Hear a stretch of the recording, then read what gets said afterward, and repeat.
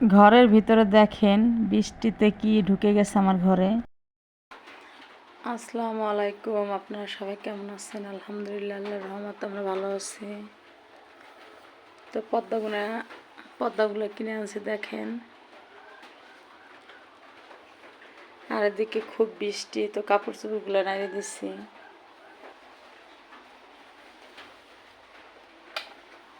তো দেখেন বৃষ্টির জন্য কাপড় চোপড় কীভাবে মানে পুরা ঘরে এলোমেলো হয়ে আছে।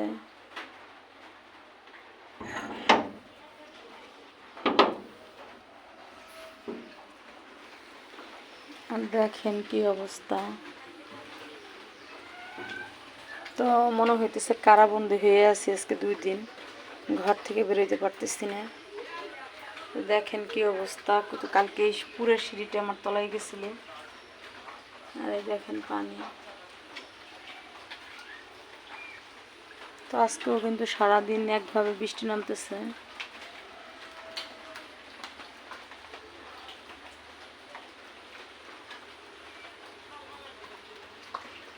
তো এই পানির কারণে আমি থাই গ্লাসগুলো খুলি না, কারণ চারিদিকে যেহেতু পানি, তো ঘরে সাপ ঢুকতেই পারবে, যেহেতু গ্রাম এলাকা।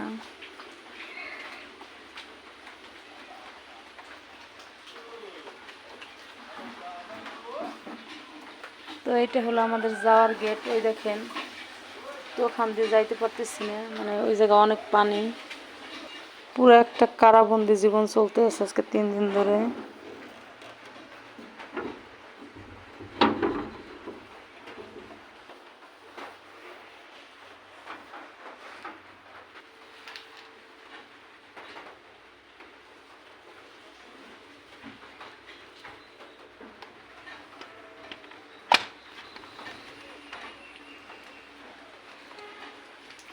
তো দেখেন কি অবস্থা, মানে আমি যে বাড়িটায় থাকি এটা কিন্তু পুরো জঙ্গল, চারোধারে জঙ্গল। দেখেন এই জায়গাও কিন্তু অনেক পানি ছিল। তো সে পানি একটু মানে এই হয়েছে, মানে নাল কেটে দিয়েছিলাম, সে নাল দিয়ে বের হয়েছে। তো এখন আবার বৃষ্টি শুরু হয়ে গেছে। এই জায়গায় আবারও 1 ঘন্টা পরিমাণ বৃষ্টি নামলে আবার তলায় যাবে।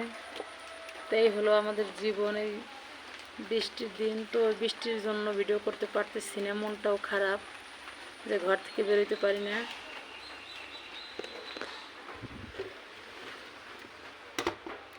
যেহেতু জঙ্গল বাড়ি, সেহেতু জানলা সহজে খুলি না, আর থাই গ্লাসগুলো লাগাই রাখি, যে সাপ বিচ্ছু বৃষ্টির দিন সবাই বাঁচতে চায়, সবাই বাঁচতে চায়। তো এর জন্যই যে সাপ বিচ্ছু যাতে ঘরে না ঢোকে, জানলা দিয়ে তাই জানলা লাগাই রাখি।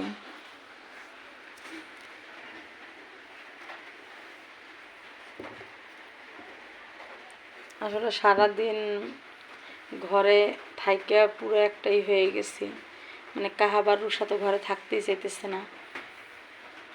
তো 3 দিন ওদের রাখতেছি খুবই করে আটকাইয়ে, মানে কে আর বললো। তো ওই দিক দিয়ে টিভি, মানে ডিশের লাইনও নাই যে ডিশ দেখবে, কাল থেকে ডিশের লাইন চলে গেছে।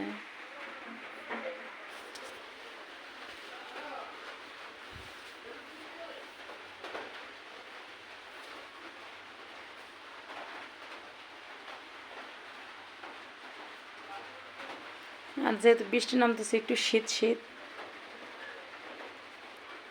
আর এদিকে রুষা ঘুমাই রয়েছে। তো আমার ঘুম আসতেছে না, আর কাহাব নামাজ পড়ে নানু বাড়ি চলে গেছে, আর আসে নাই বাসায়। তো এখন খাবার একাই খেতে হবে। আগের মতো আর ইউটিউবে সময় দিতে পারি না, কারণ ছেলে মেয়ে বড় হয়ে গেছে। ওদের স্কুল, ওদের পিছনে ঘুরতে ঘুরতে, ওদের কাজ করতে করতে আর আগের মতো ইউটিউবে ভিডিও ছাড়তে পারতেছি না। তো যখন একটু সময় পাই তখন চেষ্টা করি যে একটু একটু করে ছাড়বো। তো আসলে ছাড়তে পারি না, অনেক সময় চলে যায় ওদের পিছনে।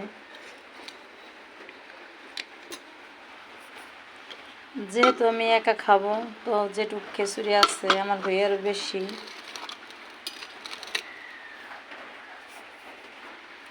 তো খিচুড়িটা আমি সকালে রান্না করছিলাম, তো এতগুলা খিচুড়ি ফেলানো যাবে না, তো আবার একটু গরম করলাম। তো এখন খেতে বসবো, একা একা ভালো লাগতেছে না।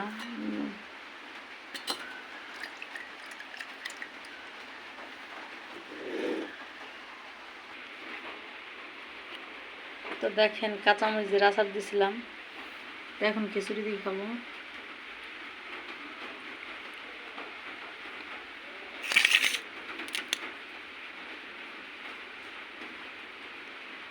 তো গরুর গোশ দিয়ে কিন্তু সকালে খিচুড়ি রাঁধছিলাম, তো সকালে সবাই পেট ভরে খাইছি। তো যেহেতু আমি এখন একা আছি, মানে রুষা আর খাবে না, রুষা খাইয়ে ঘুমাইছে। যেহেতু আমি একা আছি আর রান্না করে নেই, তো সকালের খিচুড়ি তো আমার হয়ে যাবে। বিসমিল্লাহ।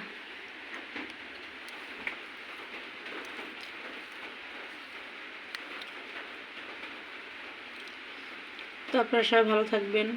আল্লাহ হাফেজ।